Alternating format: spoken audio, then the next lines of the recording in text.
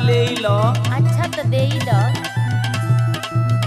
भैरो भैया माई के दुलरवा तहानु मत पा हरवा तहानु मत पा हरवानु हो त सुना मलिया फूल के हारावा बा नावे तमाई के चढ़ावे नु हो त सुना मलिया फूल के हारावा बा नावे तमाई के चढ़ावे नु हो त सुना मलिया फूल के हारावा बा नावे तमाई के चढ़ावे नु हो।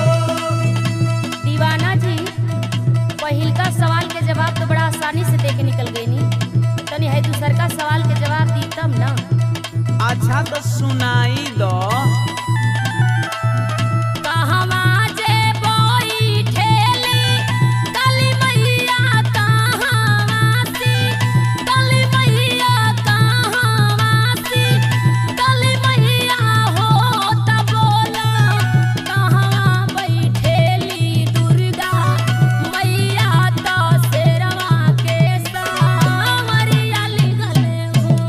बोला कहाँ बैठेली दुर्गा मैया दशहरा पर सावरिया लिहले हो।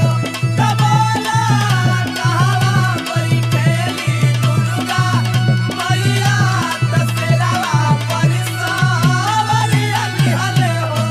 अच्छा तो तू है अपना दूसर का सवाल का जवाब ले लो मीनाक्षी राजी। अच्छा तो बोला बोला।